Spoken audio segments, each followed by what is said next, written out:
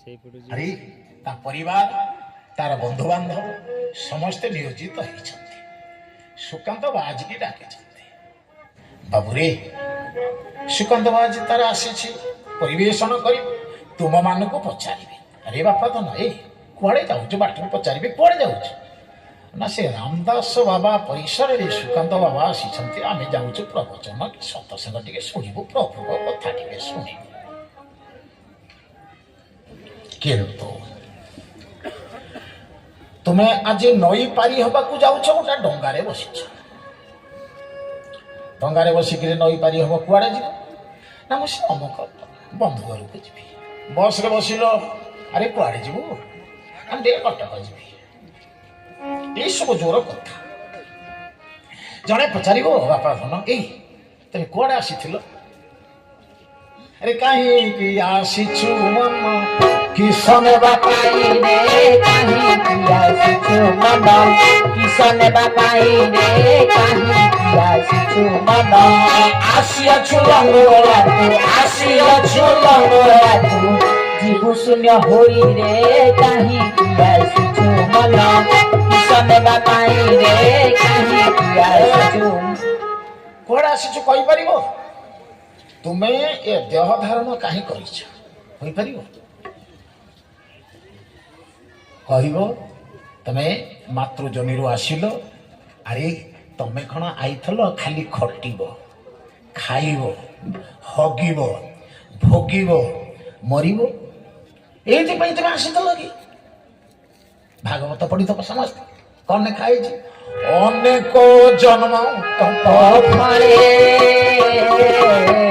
ମନୁଷ୍ୟ ଜନ୍ମ ମହିଷରେ। ଦେଖନ୍ତୁ ଭାଗବତର କଥା। ଏ ମୋ ମା ମାନେ, ବାପା ମାନେ, ଆମେ ଯାହା ସତସଙ୍ଗ କରିବା ସେଇ ଶାସ୍ତ୍ର, ସେ ଶାସ୍ତ୍ରକୁ କିଏ କେତେ ବୁଝିଛି? ଭାଗବତ କହୁଛନ୍ତି ଜଗନ୍ନାଥ ଦାସ ବା ବ୍ୟାସ ସଂସ୍କୃତରେ ଲେଖିଛନ୍ତି, ତାକୁ ଜଗନ୍ନାଥ ଦାସ ଉତ୍କଳୀୟ ଭାଷାରେ ଭାଷିତ କରିଛନ୍ତି। ସେ ଭାଗବତ କହନ୍ତି। କୁଆଡ଼େ ଆସିଛୁ ସେଇ କଥାକୁ କହିଛନ୍ତି। ମୁଁ ଆସିଛି ଏଇଥିପାଇଁ, ମନେ ରଖ। ଯାହା ପଚାର ତୁ କୁଆଡ଼େ ଆସିଛୁ କି? ଆମେ ଯାଉଛି ପ୍ରବଚନ ଶୁଣିବାକୁ। କିନ୍ତୁ ତମେ ଯୁଆଡ଼େ ଯାଉଛ ପଚାରିବ କୁଆଡ଼େ ଆସିଥିଲ କି? ନା ଏଇ କାମରେ ମୁଁ ଯାଉଛି। କିନ୍ତୁ ତମକୁ କେହି ଯଦି ପଚାରେ ତମେ ଜନ୍ମ ହେଇଥିଲ କୋଉ ପାଇଁ, କହିପାରିବ ନା ମୁଁ ଜାଣିନି। କାହିଁ ପ୍ରଭୁ ଜନ୍ମ ଦେଇଥିଲେ? ଆରେ ଜାଣିନ? ମାତୃଗର୍ଭରେ ଥିଲାବେଳେ ପ୍ରଭୁ ପଚାରିଥିଲେ ମୁଁ ଏଇଥିପାଇଁ ଯିବି, ହେତୁ କରାଇ ଦେଇଥିଲେ। ତା ପୂର୍ବରୁ ଅନେକ ଜନ୍ମ ତପ ଘରେ ମନୁଷ୍ୟ ଜନ୍ମ ମହିଷରେ। ଏ ସୁକାନ୍ତ ଦାସକୁ ଦେଖୁଛ? ସୁକାନ୍ତ ଦାସ କ'ଣ ଗୋଟା ଭୂଷ ବାଟା? ଆରେ ନା, ସୁକାନ୍ତ ଦାସ କ'ଣ କରିଛି? ନିଜକୁ ଚିହ୍ନିଛି, ତୁମମାନଙ୍କୁ ପ୍ରବର୍ତ୍ତଉଛି। ମୁଁ କିଛି ଦଉଛି ଆଉ ବତଉଛି।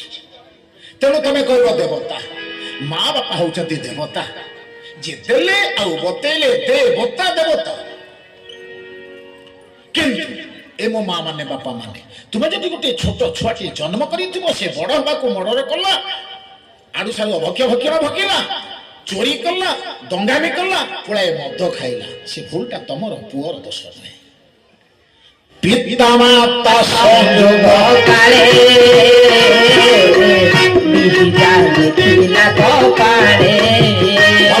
ତୁମେ ଯାଉଛ ଚାଷ କରିବାକୁ, ଚାଷ କରିବାକୁ ଯାଉଛ।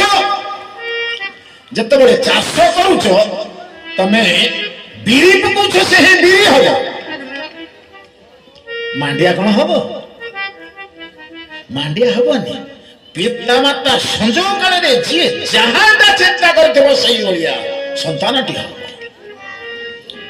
ଭାଗବତ କହିଛନ୍ତି ପିତା ମାତା ସଂଯୋଗ କାଳେ ବିହିତା ଦେଖିଲା କପାଳେ। ମନୁଷ୍ୟଟା କ'ଣ ହବ? ତାହେଲେ ଆରେ ଗୋଟିଏ କଥା କୁହ, ଆମେ କ୍ଷୀର ଖାଇବା, ଘିଅ ଖାଇବା, ଶାଗ ଖାଇବା, କଳମ ଶାଗ ଖାଇବା, ନଡ଼ିଆ ଖାଇବା, ତା ଦେହରେ ଡକ୍ଟର ମାନେ କହିଛନ୍ତି ଏଇ ପୋଷକ ତତ୍ତ୍ୱ ଆମ ପ୍ରତି ଅଛି। କେମିତି? ଏ ମୋ ମା ମାନେ ବାପା ମାନେ ଯେତେବେଳେ ଆମ ଶରୀରରେ ଗୋଟେ ରୋଗ ହଉଛି କହନ୍ତି ଏଇ ଜିନିଷ ଖା ନା, ବିଷାକ୍ତ ବେଶୀ ହେଇଯିବ, କଳମ ଶାଗ ଟିକେ ଖା, ଜନ୍ତା ରୁଟି ଟିକେ ଖା, କାହିଁକି ନା ତା ଦେହରେ କଣ ଔଷଧୀୟ ଗୁଣ ଅଛି ଦେଖି ଆମ ଶରୀରରେ ତାହା ପୂରଣ କରିବ, ଆମ ଶରୀରର ଭଲ ହେଇଯିବ। କଞ୍ଚା ହଳଦୀ ଟିକେ ଖା। ତେଣୁ ଏ ଔଷଧୀୟ ଗୁଣ କେତେ କେତେ ରହିଛି। ଜଣକୁ ପଚାରିଯିବ ଏଇ ବାପାରେ ଏ ଗଳଗଣ୍ଡେ ପର୍ଯ୍ୟନ୍ତ ମଦ ପିଇଦେଲୁ, ତା ଦେହରେ କଣ ପୋଷକ ତତ୍ଵ ଅଛି? ନା ନାହିଁ ମ କିଛି ନାହିଁ, ମନ ଅନୁମାନ କରିବୁ। ଏ ମନକୁ ଅନୁମାନ କରିବାକୁ ତୁ ଏ ସର୍ବାଙ୍ଗ କ୍ଷଣ ହେଇଯାଉଛି, କ୍ଷୀଣ ହେଇଯାଉଛି। ତୁ ଗୋଟେ ଦୁଷ୍ଟ ଲୋକଙ୍କୁ ମତେଇବା ପାଇଁ ତୁ ଯେ ବର୍ବାଦ ହଉଛୁ। କିନ୍ତୁ ଆମ ମନକୁ ମନେ ରଖ, ଏ ମନକୁ ଖୁସି କରିବାକୁ ହେଲେ ତମକୁ ବିପଦରେ ପଡିବାକୁ ହବ। କହନ୍ତିନି ମନକୁ ମାରିବା ଦରକାର, ମନକୁ ତମ ଆୟତ୍ତରେ ରଖିବା ଦରକାର। ତେଣୁ ଆମେ ରଖିପାରିନେ ତାହେଲେ ଅନେକ ବ୍ୟାଧି ହବ, ଅନେକ କଷ୍ଟ ହବ। ତେଣୁ ଆମେ କାହିଁକି ଆସିଥିଲେ ପ୍ରଥମେ ଆମେ ଚିନ୍ତା କରିପାରିଲେନି। କାହିଁକି ଆସିଛୁ ମନ କିସ ନେବା ପାଇଁ ରେ, କାହିଁକି ଆସିଛୁ ମନ, କିସ ନେବା ପାଇଁ ରେ, କାହିଁକି ଆସିଛୁ ମନ। କାହିଁକି ଆସିଛୁ ସେଟା କହିପାରିବୁ? ତାହେଲେ ଆମେ କାହିଁକି ଆସିଛେ, ଆମେ ମାତିଛୁ କୋଉଠି, ଆମେ ମାତିଲେ କୋଉଠି? ଏ ମୋ ମା ମାନେ ବାପା ମାନେ ଭଗବାନ ଯେତେବେଳେ ପ୍ରଥମେ ମାନବ ଜାତିଟା ତିଆରି କଲେ, ଏ ଜୀବଜଗତ 56 କୋଟି ଜୀବଜନ୍ତୁ, ତାଙ୍କୁ କିଏ ସେ ଦେଖିଛରେ ସିଏ କିଏ କାହା ସମସ୍ତରୀ, ତାଙ୍କୁ କିଏ ସେ ଦେଖିଛରେ ସିଏ କିଏ କାହା ସମସ୍ତରୀ। 56 କୋଟି ଜୀବ ଯାହା ଠାରୁ ଜାତ, 56 କୋଟି ଜୀବ ଯାହା ଠାରୁ ଜାତ, ସେହି ସେ କି ଜୀବ ପରୀରେ ସିଏ କିଏ କାହା ସମସ୍ତରୀ, ତାଙ୍କୁ କିଏ ସେ ଦେଖିଛରେ ସିଏ କିଏ କାହା ସମସ୍ତରୀ। ଯିଏ ଆମକୁ ଗଢିଲେ ସେ ତାଙ୍କର ରୂପ ତମେ କଣ କେହି କହିପାରିବ ସେ କାହା ଭଳିଆ? ଏ ମୋ ମା ମାନେ ବାପା ମାନେ ଗୋଟେ ପଣସ ଗଛ, ତାଠାରୁ ମଞ୍ଜି ପକେଇଲେ ସେ ପଣସ ଗଛଟି ହବ, ନଡ଼ିଆ ଗଛଟିଏ ମଞ୍ଜି ପକେଇଲେ ନଡ଼ିଆ ଗଛ ଭଳିଆ ହବ। ତେଣୁ ମହାପୁରୁଷ କହିଛନ୍ତି ଏଭଳି କଳ୍ପ ଦୁର୍ମହି ଅଛି, ଏଭଳି କଳ୍ପ ଦୁର୍ମହି ଅଛି, ଅନେକ ଜୀବ ସୃଷ୍ଟି କରିଅଛି, ଅନେକ ଜୀବ ସୃଷ୍ଟି କରିଅଛି। 56 କୋଟି ଜୀବ ଜନ୍ତୁ ଯେତେ, 56 କୋଟି ଜୀବ ଜନ୍ତୁ ଯେତେ, 33 କୋଟି ଦେବା ଦେବୀ ସେତେ, 33 କୋଟି ଦେବା ଦେବୀ ସେତେ, କାହା ସମ କେହି ନୁହନ୍ତି ଜାଣ, ତାହା ସମସ୍ତେ ନିରୁନ୍ତି ଜାଣ, ସଭିଙ୍କୁ ସମସ୍ତେ ଯେ ଭିନ୍ନ ଭିନ୍ନ, ସଭିଙ୍କୁ ସମସ୍ତେ ଯେ ଭିନ୍ନ ଭିନ୍ନ। ସେହି କଳ୍ପ ଧୂମ ଦେଖିଛ କେହି, ସେହି କଳ୍ପ ଧୂମ ଦେଖିଛ କେହି, ଇଏ ଦିନ ଅଚ୍ୟୁତ ଯେ ଦିନ ଅଚ୍ୟୁତ ଯେ ଦିନ ଅଚ୍ୟୁତ ଯେ ଦିନ ଅଚ୍ୟୁତ ଡାକିଦେଲା କହିଲେ ହରିବ ହରିବ ହରିବ।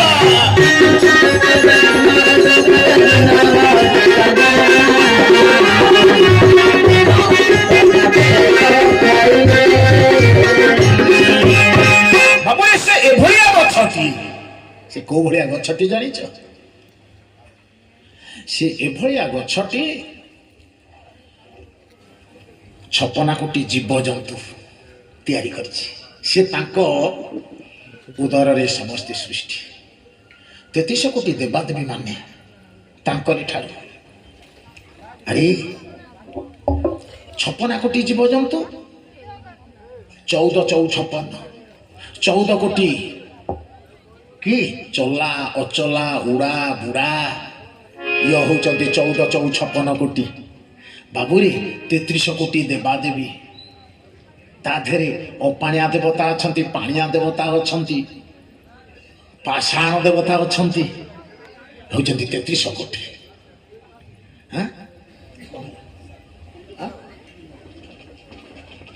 ବାବୁରେ ଇଏ 56 କୋଟି ଜୀବଜନ୍ତୁ 33 କୋଟି ଦେବତା। ଆଚ୍ଛା ଦେବତା କଥା ତ ଛାଡ଼, ତମେ କହିପାରିବ ଏ 56 କୋଟି ଜୀବଜନ୍ତୁ ଯେତେ ତା ଦେହରେ ଆମ ଭାଗ କେତେ? ମନୁଷ୍ୟ ଭାଗ କହିପାରିବ? 56 କୋଟି ଜୀବଜନ୍ତୁ ଆମ ଭାଗ କେତେ କହିପାରିବ? ଆମେ ଆମ ହିସାବ ଜାଣିଲେଣି। ସେ କହିଲେ କ'ଣ ଚଲା ଅଚଲା ଉଡ଼ା ଓ ବୁଡ଼ା। ବୁଡ଼ା ବୁଡ଼ା କି ନା କୁଜି ଗେଣ୍ଡା ଠାରୁ ମଗର ପର୍ଯ୍ୟନ୍ତ, ତା ଦେହରେ ମାଛ ହେରିକା ସବୁ ରହିଲେ ମୀନ ପର୍ଯ୍ୟନ୍ତ। ଇଏ ହେଉଛନ୍ତି 14 କୋଟି। ଇଏ ହେଉଛନ୍ତି 14 କୋଟି। ବୁଡ଼ା ବୋଲେ ଯିଏ ଜଳଚର ପ୍ରାଣୀ ବୁଡ଼େ। ବୁଡ଼ା ଉଡ଼ା ଟିକେ ଟିକେ ମଶା ଠାରୁ ଗରୁଡ଼ ପର୍ଯ୍ୟନ୍ତ ବଗ କାଉ ଇଏ ହେଉଛନ୍ତି 14 କୋଟି। ଗୋଟିକେ ଗୋଟି ଗୋଟେ ବଗ ବୋଲି ଗୋଟିଏ ଜାତି। ତମେ ଭାବ ନା ପୁଳାଏ ବଗ, ନା ସିଏ ଗୋଟିଏ ରକମର। କୁଣ୍ଡାଖିଆ ଚଢ଼େଇ ଗୋଟାଏ ରକମର, ମଶା ଗୋଟିଏ ରକମର। ଇଏ ହେଲା 3 ରକମ, କିନ୍ତୁ ଏମିତିଆ ରକମ ହଉଛି କେତେ ନା 14 କୋଟି। ଉଡ଼ା ହଉଛି 14 କୋଟି। 14 କୋଟି ପ୍ରକାର। ଉଡ଼ା ଗଲା, ବୁଡ଼ା ଗଲା। ଅଚଲା ଅଚଲା କି ନାଇଁ ଯୋଉ ବୃକ୍ଷ ଲତା ତରୁ ତୃଣ ଶୃଙ୍ଗ ଗିରି ପର୍ବତ ଆକୁ ସବୁ ଦେଖୁଛ। ତମେ ଭାବୁଛ ଆଙ୍କର କ'ଣ ଜୀବନ ନାହିଁ? ଏ ଗୋଟେ ଗଛଟିଏ ହଉଛି, ବଢୁଛି ବଢୁଛି ସେ ଗଛ।